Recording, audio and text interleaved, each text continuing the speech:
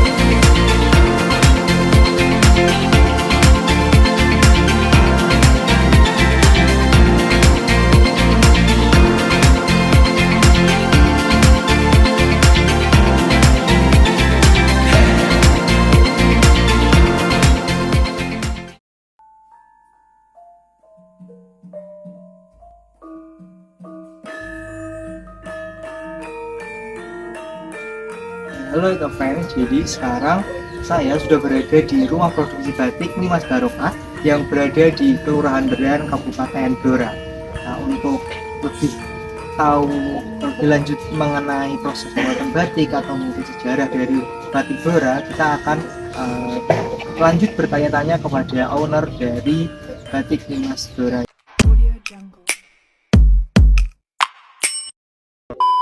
Mungkin saya yang pertama perkenalan dulu ya Pak. Dan nama saya Farid, saya mahasiswa pendidikan IPA dari Universitas Negeri Semarang. Mungkin aja dari Bapak bisa ke perkenalan Pak. Saya Pak Didi, mewakili ownernya batik Nimas Barokah, Bu Ana, yang kebetulan hari ini Bu Ana tidak bisa dengan panjenengan. Selanjutnya ada beberapa pertanyaan ya Pak yang akan saya tanyakan. Mungkin alamat dari batik ini Alamat batik Nimas Barokah itu di Kelurahan Beran, RT 2 RW 2, Kelurahan Beran, Kecamatan Blora, Kabupaten Blora, Jawa Tengah. Nah, untuk asal mula berusaha batik ini kok pripun ya Pak?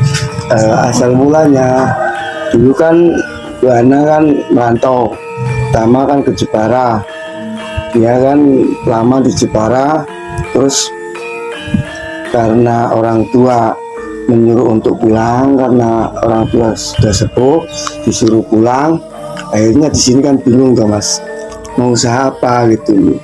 Akhirnya Bu Ana itu suatu saat ada pelatihan batik di SKB kalau tidak salah. Dari situ Bu Ana terus ikut pelatihan sampai akhirnya kemana-mana masih ikut pelatihan terus. Akhirnya diterapkan di rumah untuk mencoba membuat batik tulis sendiri. Itu sejak tahun berapa ya Pak?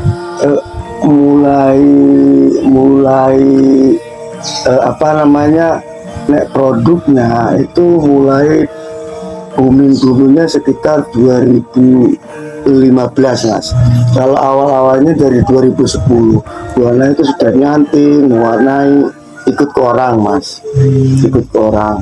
Jadi begitu naik di 2014, 2014 kita udah bisa produksi sendiri. Boomingnya di 2015 ketika beliaunya Pak Ganjar waktu itu jadi gubernur Jawa Tengah, dia memesan ke sini, memesan motif namanya motif bambu Mas. Itu dipesan Dan ketika pengambilannya waktu musrembang di Kabupaten Blora itu akhirnya terus yang memberi namanya juga itu Pak Ganjar sendiri, karena Blora itu kan ada kesenian tayub gitu Mas. Jadi namanya Pring Tayub. Awalnya saya kasih nama Pring Jaipong karena saya orang Sunda, ibu orang Jawa, kolaborasi kata Sunda, Bapak sekarang udah jadi orang Jawa Tengah. Saya namanya Pring Tayub. Akhirnya bimbingnya di situ. Jadi ya sama dipesan oleh Pak Ganjar ya. Iya. Bimbingnya kalau pemesanannya sudah banyak ya sebelum Pak Ganjar pesan itu sudah banyak Mas, tapi boomingnya itu karena yang mesen orang terkenal, akhirnya kan booming Mas itu. Untuk jumlah karyawan itu kan tadi ya Pak produksi. Untuk karyawan kurang lebih ada 12 orang Mas. Jadi yang di rumah ini untuk pewarnaan ada 5 orang. Jadi saya juga termasuk ikut ngelorot, nanti ikut pokoknya semua yang di sini ikut kerja semua Mas. 12 ini pun total. Iya, sama tukang nyanting, sama tukang gambar Mas, keseluruhan kurang lebih 12 orang. Terus untuk mungkin keunggulan dari batik Blora ini saking batik-batik lain kan di beberapa daerah enten batik ya Pak. Mungkin keunggulan atau keunikan yang dimiliki batik Blora ini menurut keunggulan dan keunikan dari batik Blora, satu, Blora juga punya ciri khas batiknya itu tadi ada pohon jati, ada entong, ungker, ya, barongan, samin, suro, sentiko, pokoknya menggali asli daerah, potensi daerah gitu loh Mas. Dan kita ini membuat seperti ini tinggal yang pesan Mas, requestnya apa gitu, tapi harus ada ciri khas Bloranya tadi, satu gitu. Yang kedua, batik Blora itu simpel Mas. Contohnya kayak gini, dia kan simpel, nggak terlalu banyak isan-isan. Saya kayak batik lasem, batik pesisiran lah, itu kan banyak isan-isannya, ada alatoan, ada pokoknya banyak. Kalau batik Blora yang ditonjolkan memang motif, jadi kelihatannya kayak lukisan gitu. Jadi menonjolkan kearifan. Kearifan lokalnya, terus motifnya memang, oh ini misalnya bunga apa, kelihatan bunganya gitu ya. Tapi untuk asal usul batik Blora sendiri mungkin dari Bapak mengetahui atau ini Pak? Ya, asal usul. Kalau Blora sendiri kan bukan kota batik, tapi menurut cerita dulu itu, menurut cerita orang dulu itu dulu juga di sini ada. Itu kan biasa batik identiknya dengan Chinese, kayak di Lasem, di Rembang itu kan yang kan Chinese, di sini juga seperti itu. Jadi dulu itu ada istilahnya wenter ke itu di sana, nanti dikasih apa gitu loh Mas, imbalannya gitu loh. Masalahnya kemungkinan Blora juga ibaratnya ke Lasem, karena kan yang sudah terkenal Lasem toh Mas. Dulu seperti itu. Belajarnya dari Lasem terus kemudian dikembangkan di Blora dengan ciri khas Blora. Untuk jenis kain yang dipakai itu jenis kain apa ya? Ada namanya kayaknya kain katun Mas. Katunnya macam-macam, ada dari mulai katun prima, primisima, terus ada kereta kencana. Karena kan menyesuaikan dengan pasar. Kalau kayak di Solo, di kan pakai juta, untuk ke situ kan pasarnya belum kuat gitu kan. Terus untuk pewarna yang dipakai ini pewarna alami atau sintetis Pak? Kalau untuk Blora kita sudah pernah bikin pewarna alam, tapi kan pewarna alam lama Mas prosesnya, jatuhnya mahal, ya toh. Jadi yang dipakai itu pakai pewarna kimia tetap. Dulu sih pakainya kayak laseman, celup tutup, ternyata di Blora nggak masuk, kurang laku. Sekarang pakai pasar kurang masuk. Sekarang kita pakai warna namanya Remasol. ini warna buatan gitu. Ya, warna pabrik lah, warna kimia lah, sintetis. Terus untuk penjualannya nih Bu, gimana, Pak? Apakah udah mulai ke toko-toko atau mungkin sudah mulai menjajarkan? Sekarang kan online banyak ya Pak. Betul. Nah ini Bu, Alhamdulillah kita ini ya untuk penjualan, alhamdulillah selama ini kita tidak terkendala banyak Mas. Karena untuk pemesanan di daerah sini aja kita kadang sampai menolak order Mas. Satu itu karena kan tempat kerja kita kan belum lebar gitu, masih skala rumahan Mas. Tapi dari luar daerah kan ada yang gini Mas, orang beli produk kita terus dibawa keluar, dia tanya itu produksi mana, produksi mana nih Mas, Barokah misalnya gitu. Akhirnya mereka mencoba terus akhirnya pesen Mas, kayak dari Magelang itu Magelang itu selesai terus Mas. Itu karena di sini kita mengutamakan kualitas, yang utama kualitas Mas. Jadi kita jangan sampai mengecewakan konsumen. Kemarin dulu kita udah pernah bikin Mas, tapi karena kalau Shopee itu kita kan harus punya stok Mas. Nah sementara ini kita jarang punya stok.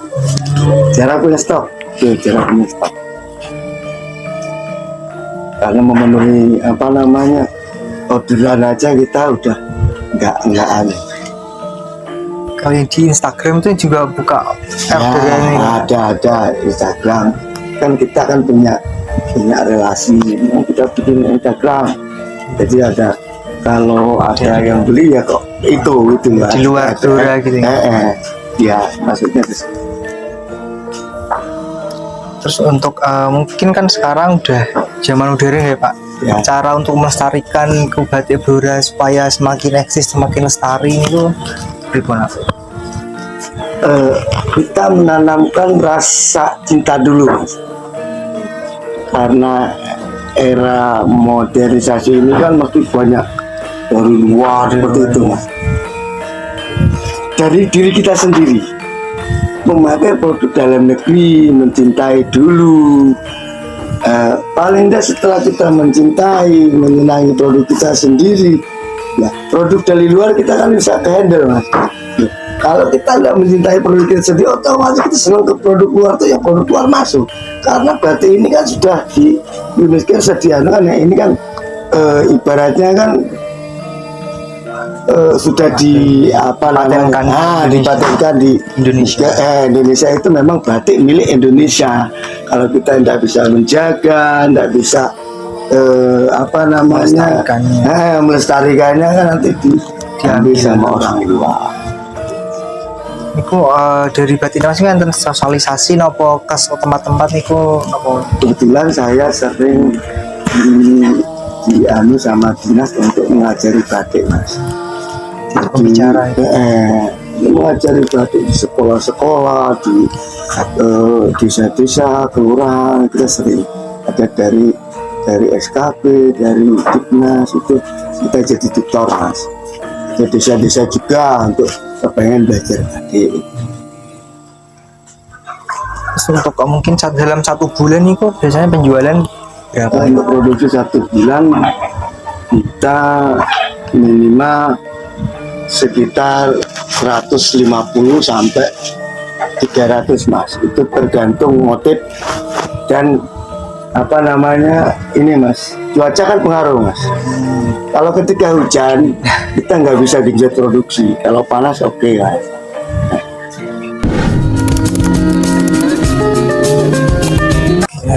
Terus untuk tahapan dalam pembuatan batik nih kok ada berapa nih enten kemauan?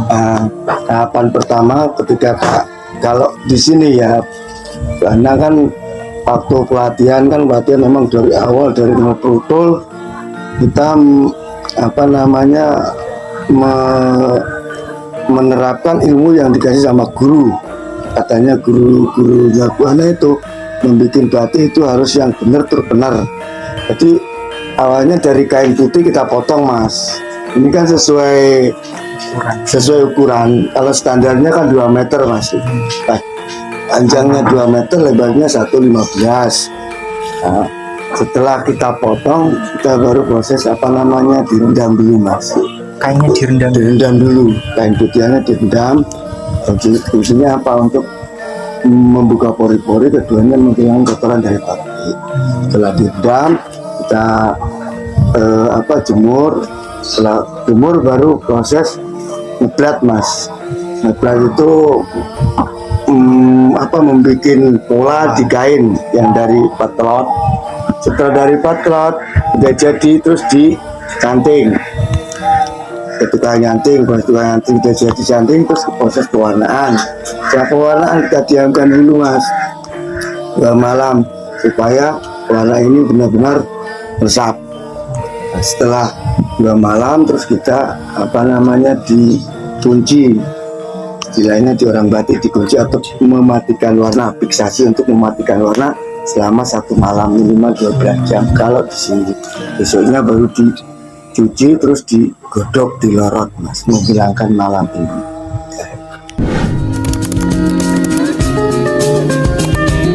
Halo Ethno Friends, setelah kalian menonton video terkait dengan proses buatan batik, selanjutnya kita akan membahas terkait dengan rekonstruksi sains yang ada dalam proses pembuatan batik dengan video etnovlog berjudul Techno Culture Vlog, proses pembuatan batik Blora dan integrasi dalam pembelajaran IPA. Nah, sebelum kita lanjut ke proses rekonstruksinya, kita harus tahu dulu nih, apa sih itu rekonstruksi sains? Jadi, rekonstruksi sains masyarakat ke dalam sains ini adalah proses pengubahan suatu pengetahuan atau pandangan masyarakat menjadi bentuk pengetahuan yang sesuai dengan metode ilmiah atau sains yang dapat digunakan dalam kegiatan pembelajaran, khususnya dalam pembelajaran IPA. Nah, dalam proses pembuatan batik yang pertama itu ambatik, di mana rekonstruksinya itu ambatik terdiri dari kata amba atau menulis dan juga nitik atau titik yang maknanya menuliskan titik-titik yang jumlahnya banyak kepada sebuah kain. Membatik menggunakan lilin malam yang merupakan senyawa kimia kompleks, di mana hal ini terkait dengan materi IPA yaitu senyawa. Nah, selanjutnya itu ada membuat sketsa atau menggambar di atas kain, di mana rekonstruksinya membuat sketsa batik menggunakan pensil di atas kain, di mana pensil yang digunakan itu terbuat dari grafit, di mana grafit merupakan salah satu jenis mineral karbon yang memiliki warna hitam kilat, di mana hal ini terkait dengan materi IPA yaitu senyawa.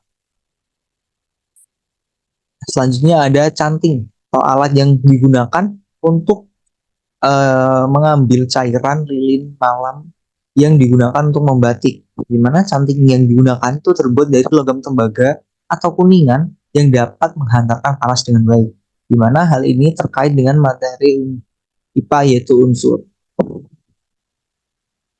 Nah, yang selanjutnya adalah warna atau pewarna yang digunakan dalam proses membatik, di mana pewarna yang digunakan dalam proses membatik adalah pewarna sintetis yang merupakan bentuk dari cairan homogen, di mana hal ini terkait dengan materi IPA yaitu campuran. Nah, selanjutnya adalah lilin malam, di mana pada ini dihasilkan 2 rekonstruksi. Yang pertama, itu lilin malam terdiri dari campuran parafin, getah pinus, dan juga lemak hewan. Nah, di mana lilin malam ini itu berfungsi untuk menutupi kain supaya tidak tercampur oleh warna lain. Nah, di mana hal ini terkait dengan materi IPA yaitu senyawa dan campuran. Yang kedua, ketika lilin dipanaskan, akan terjadi perubahan wujud, di mana lilin malam yang semula berwujud padat itu akan berubah menjadi cair dan akan kembali lagi menjadi wujud padat ketika sudah dipanaskan. Hal ini terkait dengan materi IPA yaitu suhu dan kalor. Nah, selanjutnya adalah proses menjemur kain batik. Nah, hasil rekonstruksinya yaitu dalam proses menjemur batik itu merupakan proses pengeringan alami yang dimana hal ini menggunakan panas dari matahari. Nah, hal ini bertujuan untuk menghilangkan kadar air yang masih ada dalam kain batik tersebut. Nah, hal ini terkait dengan materi IPA yaitu suhu dan kalor. Nah, selanjutnya adalah proses ngelorot batik, di mana rekonstruksinya adalah ngelorot merupakan kegiatan untuk menghilangkan lilin malam yang masih menempel pada kain batik menggunakan larutan soda dan juga air hangat. Nah, di mana lilin malam ini digunakan untuk membatasi kain supaya tidak tercampur dengan warna-warna yang lain. Nah, hal ini terkait dengan materi IPA yaitu campuran. Nah, selanjutnya itu adalah proses mengunci atau proses fiksasi.